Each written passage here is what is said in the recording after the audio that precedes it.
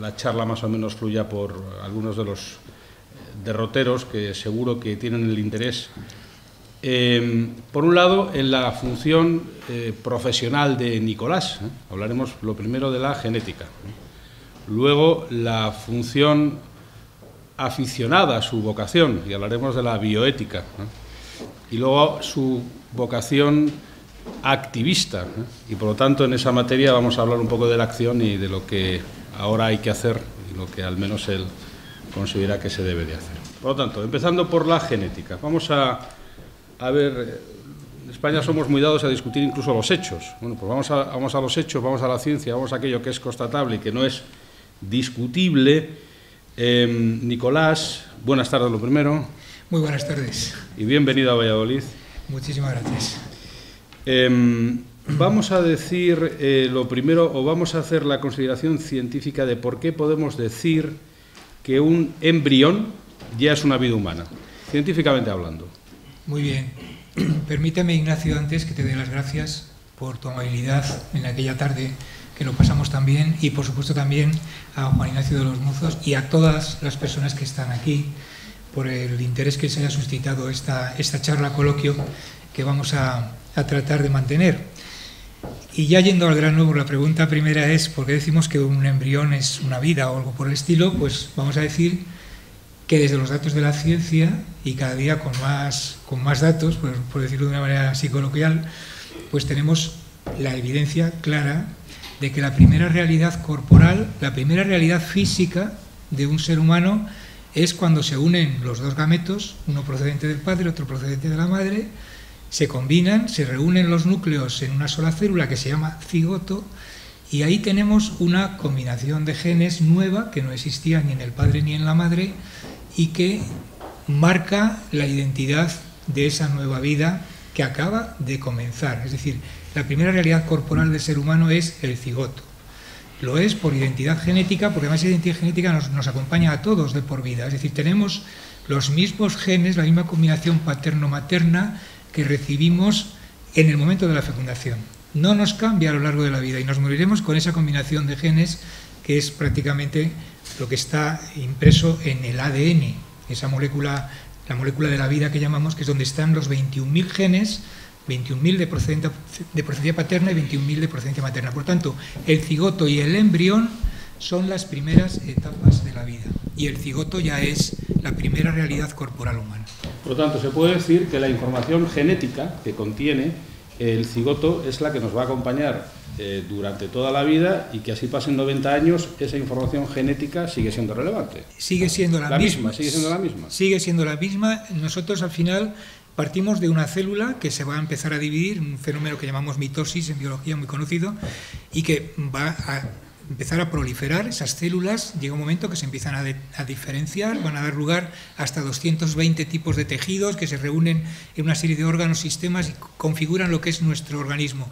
Pero en todas las células, los billones de células que al final tenemos en la fase adulta, se mantiene exactamente la misma información genética, salvo alguna mutación puntual que puede ocurrir, somática, evidentemente a lo largo de la vida. De hecho, el cáncer, por ejemplo, por ir al grano ya en alguna materia que luego podemos hablar, el cáncer es una mutación somática que puede ocurrir. Entonces, ahí sí hay una variación en la célula donde se haya producido, pero el resto del organismo sigue manteniendo la misma información, la misma identidad genética que en el momento de la fecundación. Hay una cosa que me contabas, por ejemplo, me decías que se han identificado numerosísimas enfermedades vinculadas con la genética. Creo recordar que me dijiste 7.000. Sí, bueno, hay una base de datos que es fácilmente consultable, es una base de datos que está en una universidad americana, John Hopkins, y ahí se va almacenando, por así decirlo, todo lo que va surgiendo sobre conocimiento de genes humanos cuyas modificaciones provocan, o sus alteraciones provocan patologías, ¿no? Y ahora mismo en ese compendio, donde está todo, la descripción de qué genes son, qué efectos producen, la bibliografía toda relativa a esas mutaciones, en este momento llegan a las 7.000 enfermedades de origen genético. Evidentemente hay muchísimas más enfermedades, y hay muchas enfermedades que no son de origen genético.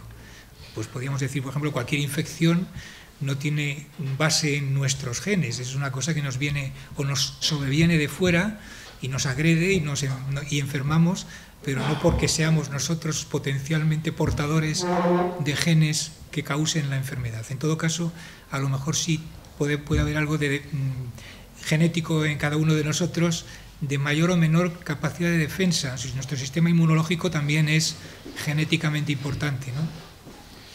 Bueno, por lo tanto, en ese microchip que se contiene toda esa información, también puedo preguntarte, a mí hablas de las enfermedades, pero todos los condicionantes de la vida humana están ya en la esencia de ese microchip genético que es el cigoto, no solamente nuestra apariencia física, mucho más, hasta diríamos que condicionamientos sociales, ¿no? Nuestra manera de ser en cierta medida también, o bueno, ahí habría que más adquirido. Ahí ya habría que efectivamente cubrir un pequeño velo, porque nosotros en lo físico, en lo que sea biológico, en lo que sea dependiente de la acción de un gen, fíjense que cada gen tiene por responsabilidad fabricar una proteína.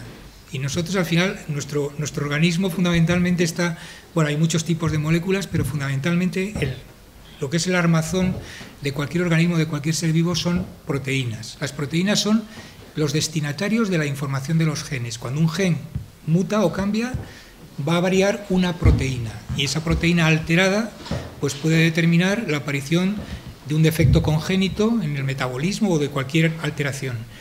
Bien, en lo físico sí que dependemos de ese compendio de genes, pero ojo, nosotros como seres humanos no solamente somos producto de nuestros genes. En lo que atañe a la conducta, en lo que atañe al comportamiento, en lo que atañe a lo que llamamos personalidad, en líneas generales, eso es algo que se va adquiriendo, por lo tanto no nacemos con esas pautas ya marcadas, no está en nuestros genes. Nosotros simplemente vamos haciendo, nos vamos fabricando nuestra propia forma de ser.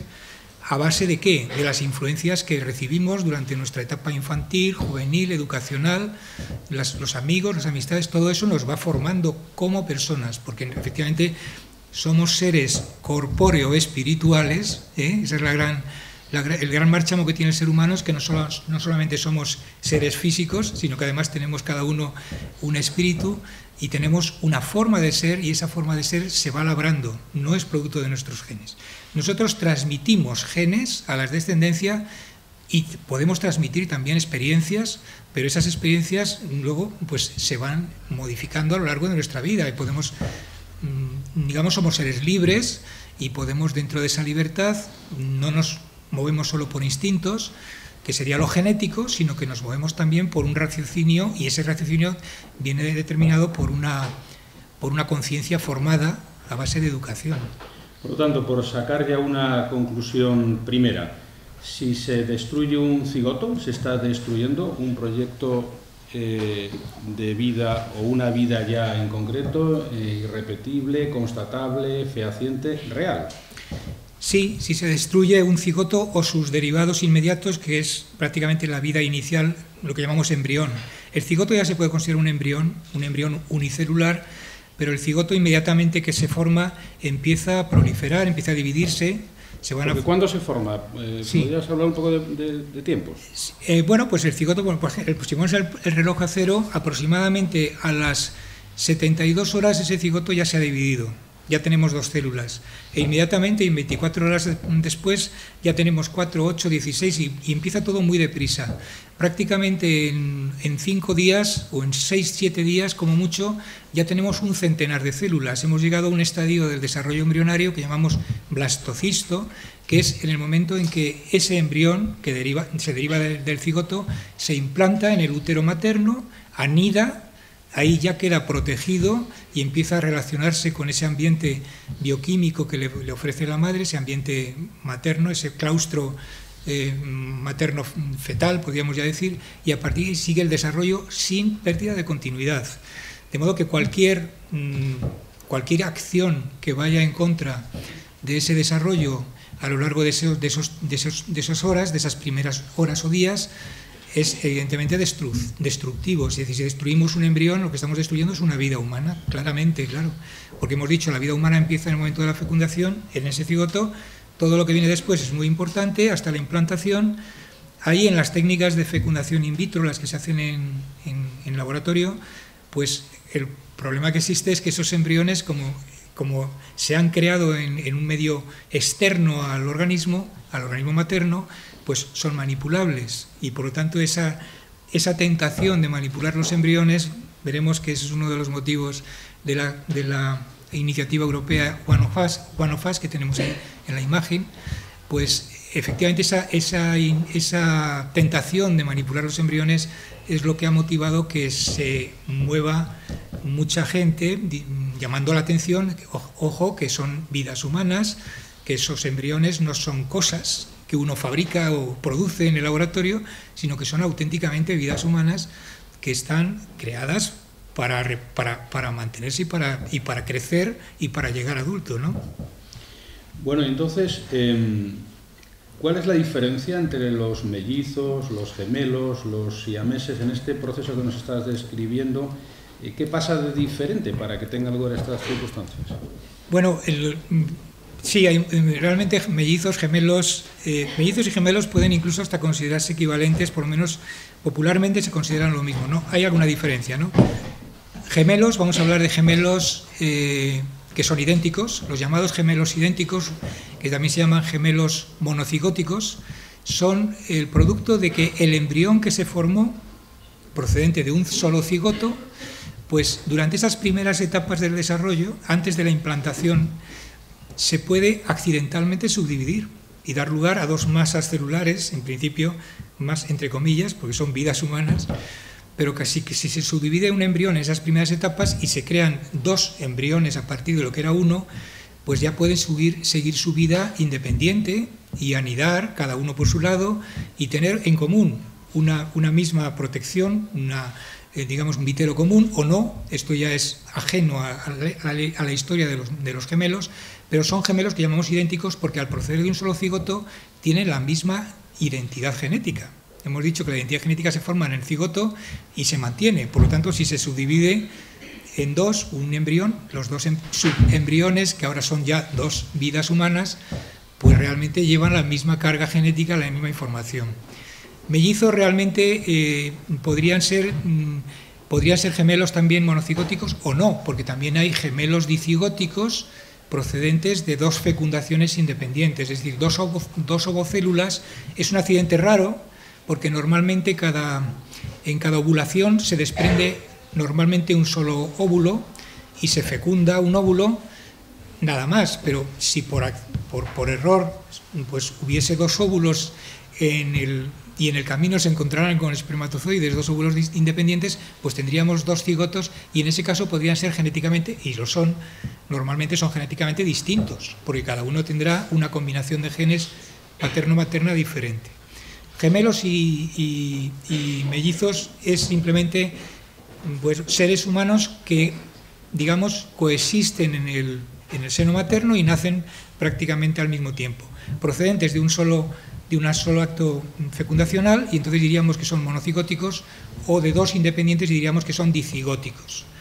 Los siameses es otra historia, porque los siameses, por lo que me preguntaba Ignacio, ese es un tipo de accidente distinto por el cual dos embriones distintos que han seguido su curso independientemente en algún momento se fusionan, y se suelen fusionar ya una vez incluso en el momento de la anidación o poco después, cuando ya se empiezan a formar los órganos, con lo cual pueden quedar unidos, dos embriones diferentes pueden quedar unidos y nacer, pues como por ejemplo hoy creo que había en los medios de comunicación un caso de un gemelismo, me parece que de Perú, de un país sudamericano, unidos por alguna parte de su cuerpecito, ¿no? Pues por ejemplo por el hígado, por el estómago o por la cabeza a veces, pero en fin, son seres independientes que físicamente se han quedado unidos y han desarrollado parte ya de su etapa fetal como seres unidos, que luego nacerán al mismo tiempo, claro, y habrá que ver la manera de poderlos separar, lo cual no es fácil. Bien, entonces ya si te parece, Nicolás, para terminar este apartado primero, vinculado más con la cuestión científica o médica, y dar oportunidad también a que quienes nos acompañan puedan preguntarte, háblanos un poco de la trascendencia de lo que dijeron hace unos días los obispos alemanes. Bueno, primero, ¿qué dijeron exactamente? Si te parece, Nicolás, céntranos, porque muchas veces nos pasa que en este mundo del Twitter y de la información rápida y del sobreexceso de información matizamos y precisamos mal. ¿Qué es lo que dijeron o qué es lo que quisieron decir? Porque quizás no parece que dijeron lo que quisieron decir, y qué trascendencia puede tener. Bueno, se refiere a lo que se dijo y quizás probablemente se malinterpretó sobre la utilización de la píldora del día después en los casos de violación.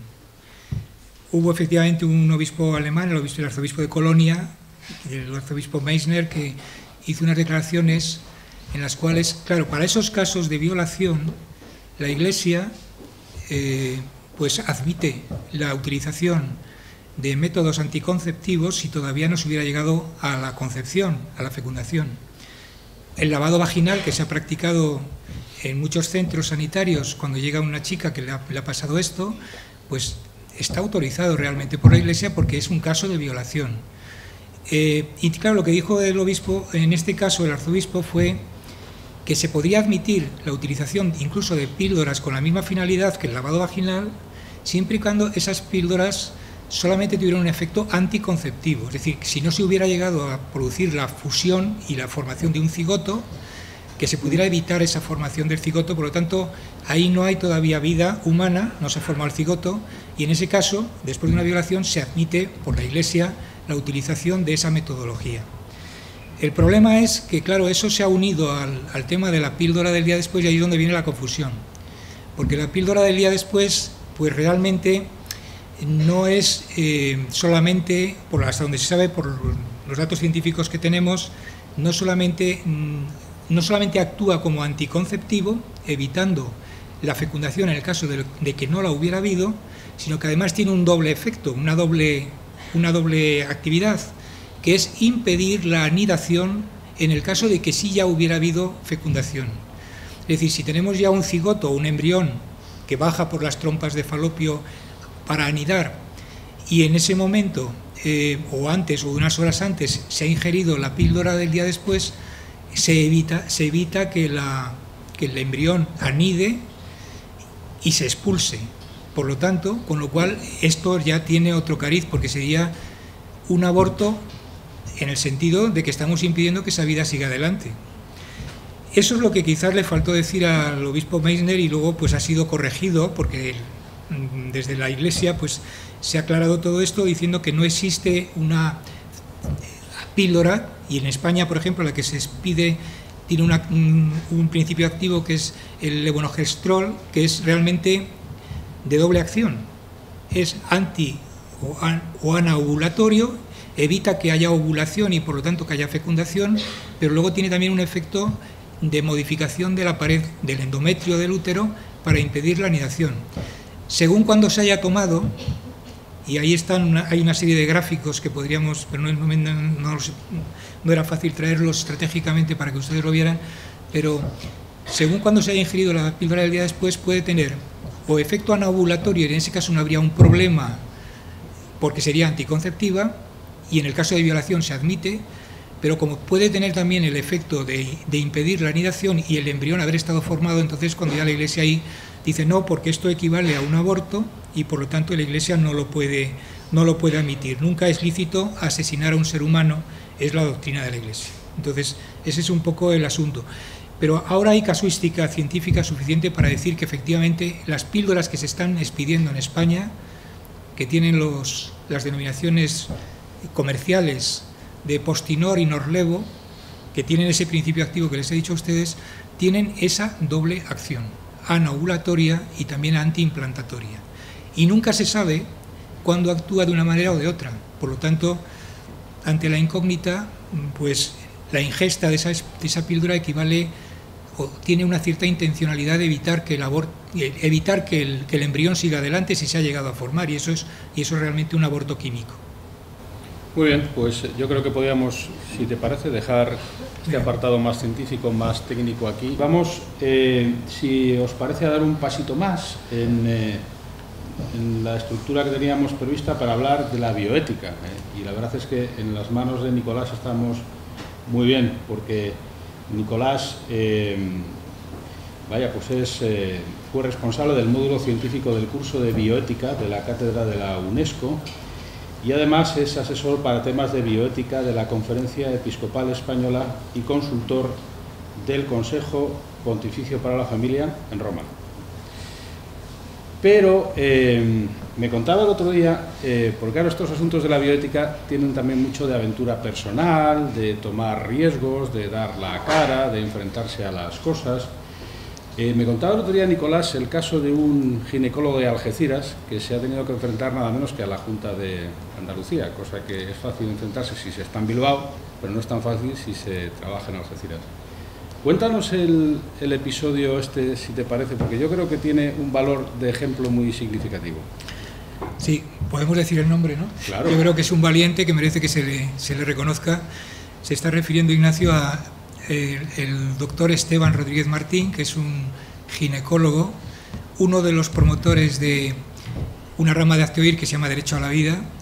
Derecho a la Vida tiene una sección de ginecólogos por el derecho a la vida, donde hay ya un centenar de ginecólogos, y él es pues uno de los que dan más la cara. Todos la dan, evidentemente, todos tienen un grandísimo mérito, porque él defiende la objeción de conciencia, el no practicar el aborto, desde la perspectiva de que un ginecólogo, y desde su deontología, desde su conocimiento médico y también desde la deontología de los médicos, piensa que lo que hay que hacer es pues traer al mundo seres humanos y no precisamente lo contrario. Y un ginecólogo no debe de estar para evitar el nacimiento o que llegue a término un embarazo, sino para todo lo contrario. Y él concretamente pues ha tenido problemas, evidentemente, por defender esa postura de objeción de conciencia, negarse a practicar abortos, y en su especialidad más particular, en lo que más se ha enfrentado, es en practicar abortos a niños a los que se le diagnostica por medio del diagnóstico prenatal, que vienen con malformaciones o con defectos genéticos. Es decir, ya saben que durante el embarazo hay una serie de pruebas, y hoy en día ya están establecidas rutinariamente, por el cual a las pocas semanas ya se hace una prueba para ver si hay algún problema, una malformación posible. Si eso, las primeras pruebas que son de carácter bioquímico pues dan positivo, se recurren a unas pruebas más invasivas, que es una amniocentesis o unas muestras de vellosidades coriónicas. Bueno, pues toda esa serie de cosas sirven ¿para qué? Pues para diagnosticar durante el embarazo que la criatura que viene al mundo trae o no una determinada malformación, una cromosomopatía, una patología incompatible o compatible con la vida, y ahí es donde se queda todo. Pero claro, uno diría, bueno, ¿y para qué queremos saber esto? Entonces ahí el doctor Esteban Rodríguez dice, no, deberíamos de querer saberlo para ayudar a la familia, para ayudar a la pareja a que admitan a esa criatura y pongan todos los medios a su alcance, los medios médicos, para que dentro de lo que cabe llegue incluso a la curación, o por lo menos a paliar los problemas o la patología que pueda llegar a surgir. Si se trata de patologías incompatibles con la vida, pues lo que dice el doctor Esteban Rodríguez es, bueno, pues dejemos que el curso de la naturaleza diga lo que tenga que decir. Si la criatura muere, bueno, pues habrá sido, por lo menos nos habremos quedado satisfechos de que hemos hecho todo lo posible porque no fuera así. Si estaba destinado a morir, pues no hay por qué acelerar la muerte. El caso es que el diagnóstico genético prenatal está utilizándose en España precisamente en la dirección negativa, en la dirección de cortar la vida. De hecho, en la ley del año 2010, la ley del aborto actual, uno de los supuestos es que hasta la semana 22, si se detectan esas malformaciones, se puede abortar.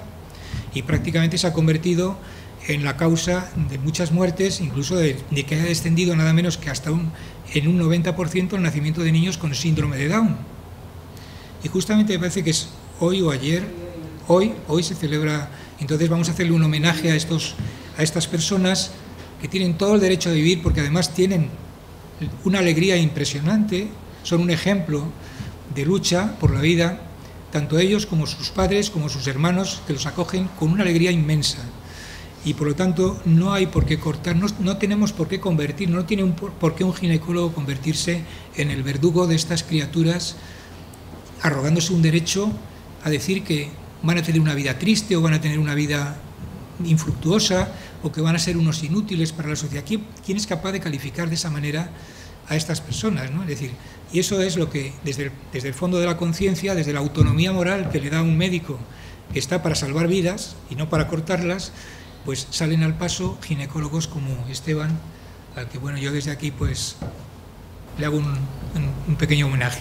Porque el número de abortos, la estadística que me decías el otro día, Nicolás, está creciendo. Me decías, por ejemplo, que entre el 2011 y el 2012 se puede estimar en un 4% o más. Pues sí, esto es una de las cosas que además, bueno, pues hay que decirlas, porque realmente cuando se presentó la ley del aborto actual, la que llamamos ley AIDO, o ley del aborto, o la ley de la educación sexual y reproductiva de la mujer y de la interrupción voluntaria del embarazo, como técnicamente se le llama, se prometía que se iba a reducir el número de abortos. Y lo que ha pasado pues es que no solamente no se ha reducido el número de abortos, sino que se ha llegado a incrementar ya en el 2011, tenemos la estadística completa del 2011, que ya estaba en vigencia la ley, que ha subido en un 4,5%, perdón.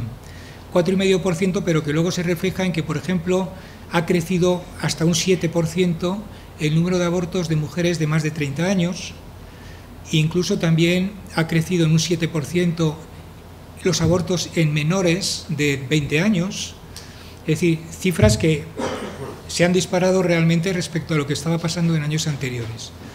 Si unimos a eso el hecho de que paralelamente se libera por su gratuidad en las farmacias la llamada píldora del día después, que como hemos dicho antes, también son abortos químicos, no son quirúrgicos, pero son abortos en el sentido de que muchas veces se va a impedir la anidación. Si se pudiera, digamos, sumarlo uno con otro, estaríamos hablando de un aumento muy considerable, de un encarnizamiento reproductivo bastante importante. De modo que, bueno, pues esa es la cruda realidad. Ese es el dato, que hay, por tanto, un crecimiento de esta circunstancia, pero, ¿cómo la llamó? La ley AIDO. Ley AIDO, porque fue la ministra de Igualdad la protagonista, curiosamente, porque uno piensa que una ley de este cariz, que convertía el aborto en un derecho de la mujer, como todos saben, pues podía haber sido gestionada por el Ministerio de Justicia, por ejemplo, o por el Ministerio de Sanidad, hubiera sido más lógico. Al estar en manos de un Ministerio de Igualdad, pues realmente lo que está denunciando es que es una ley detrás de la cual lo que hay es ideología. Es decir, no se trata de una ley de salud pública, no se trata de un reconocimiento de un derecho sin más, sino que se trata realmente de dar paso a lo que llamamos ideología de género o otra serie de connotaciones bajo el disfraz de la igualdad. Yo y muchos sostenemos que la igualdad de la mujer y el hombre es necesaria, sin duda alguna, pero no a costa de vidas humanas, porque no es necesario. Yo creo que no hay nada más bello probablemente que la maternidad, y lo que hay que hacer son cosas como las que hace, por ejemplo, pues Red Madre, por la que estamos aquí también muchos, que es pues eso, procurar que no haya ni un solo aborto, es decir, procurar darle la mayor asistencia posible a las mujeres embarazadas para que lleven a término el alumbramiento de su hijo, porque cada aborto es un fracaso de la sociedad, es un fracaso de la sociedad. Y en la sociedad española, además, hay que decirlo muy claro, estamos muy por debajo del número de nacimientos necesarios para el mantenimiento de la población.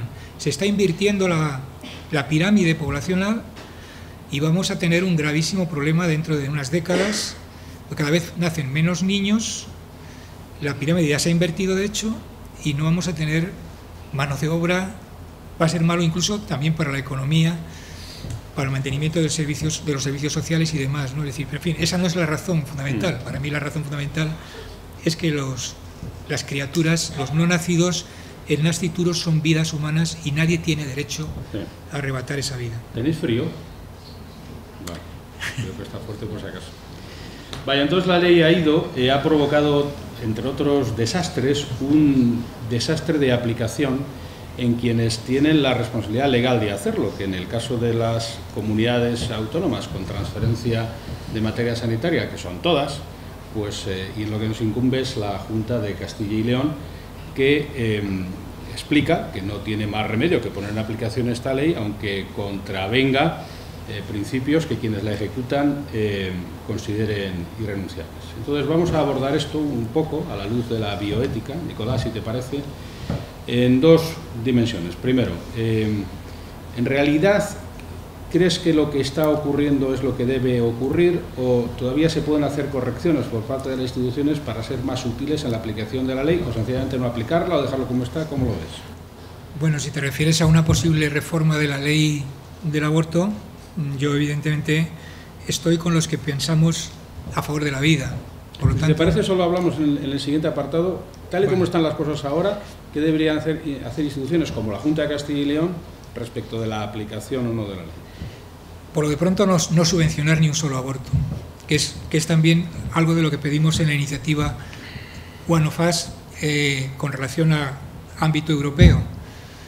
Que no haya financiación pública, que no sea a costa del dinero de todos los españoles y de los que no queremos que haya abortos, que se estén practicando los abortos. Entre otras cosas porque el 97% de los abortos se practican en clínicas privadas. La sanidad pública prácticamente no hace abortos, más que en casos determinados casos de violación, de un reconocimiento de que ha habido efectivamente un peligro psicológico grave de la madre, lo cual es realmente espectacular comprobar que desde que se ha implantado la nueva ley, si antes cerca del 90% de los abortos eran por esa causa, por la causa psicológica de que la madre iba, digamos, o decían que iba angustiada y que por lo tanto había que practicar el aborto, el de ese 90% hemos bajado al 4%, lo cual quiere decir que la razón auténtica no era esa.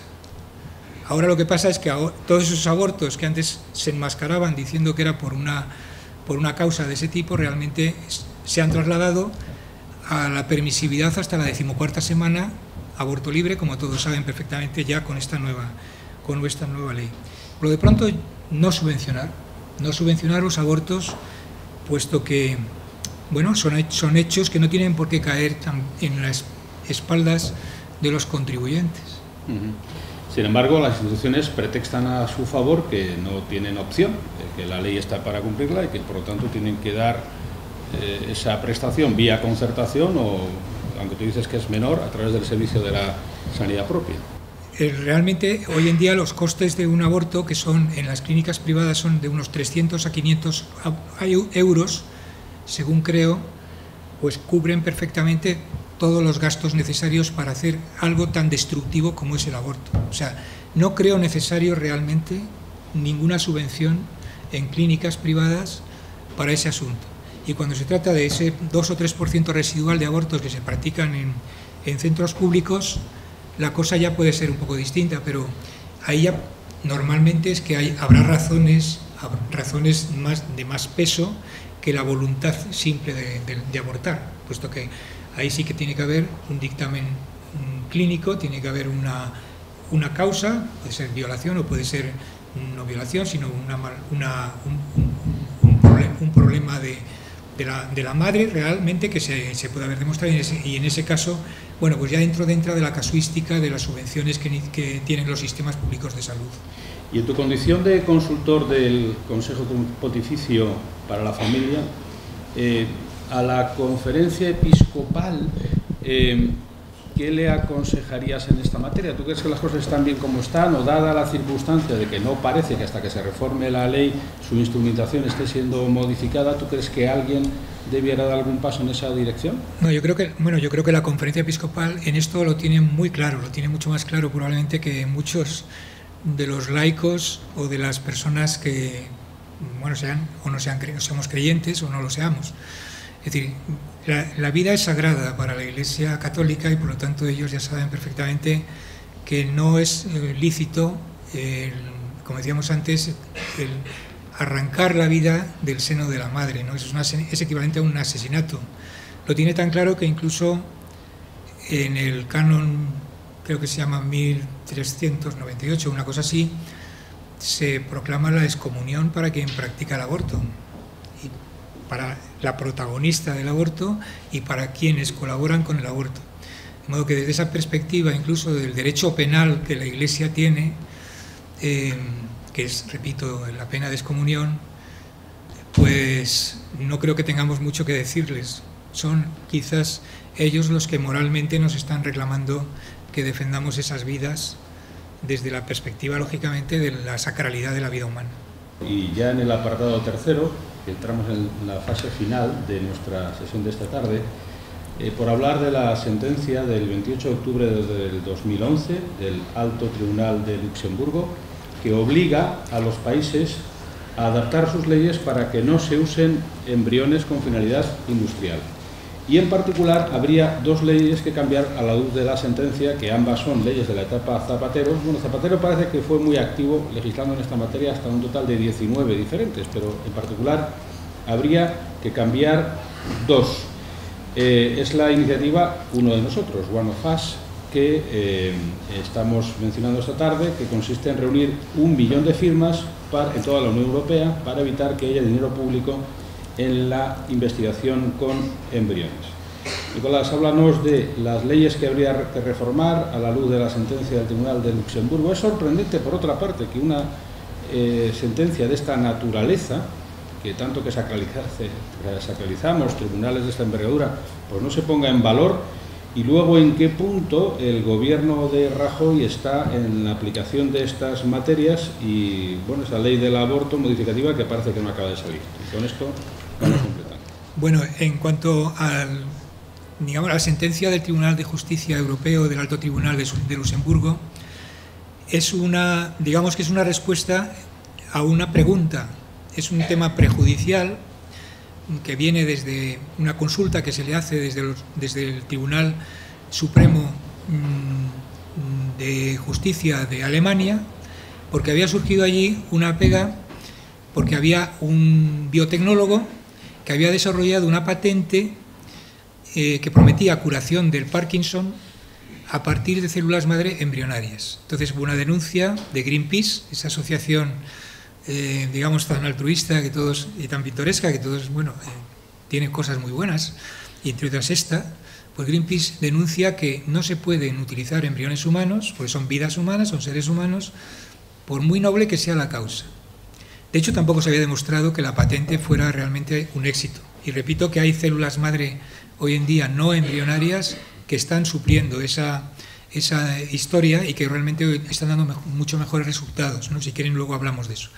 Bueno, el caso es que esa consulta que le hace el Alto Tribunal alemán al Alto Tribunal Europeo se resuelve diciendo que tiene razón el denunciante y que no se deben de utilizar embriones para desarrollar patentes, por razones de orden público y de moralidad, dice además la sentencia. Y además adorna la sentencia con definiciones sobre qué es el embrión. Dice que un embrión es una vida humana desde el momento de la concepción, por ejemplo. Habla de que un embrión también es, por ejemplo, el producto de una transferencia nuclear, que es algo que permite crear embriones con un perfil genético acomodado al paciente, al que luego van destinadas las células para que no haya un rechazo. Es una tecnología que, por ejemplo, está consagrada en nuestra legislación, la legislación del año 2007 de investigaciones biomédicas. Bueno, pues habla que tampoco ese tipo de prácticas son aceptables, porque se trata de vidas humanas en su fase inicial de desarrollo, por lo tanto todo lo que sea utilizar embriones es pues destruir vidas humanas. Y desde ese punto de vista pues queda prácticamente esa sentencia como un marco, una doctrina que la implanta el Alto Tribunal Europeo para que sea atendida ahora por las legislaciones de los distintos países de la Comunidad Europea, porque ese Alto Tribunal es, como si dijéramos, el referente para homogeneizar las leyes en todos los países de la Comunidad. En España tenemos dos leyes, que son la del año 2006, que he mencionado, de reproducción humana asistida, y la del 2007 de investigaciones biomédicas, que entran ahora mismo en flagrante ilegitimidad con respecto a esa sentencia.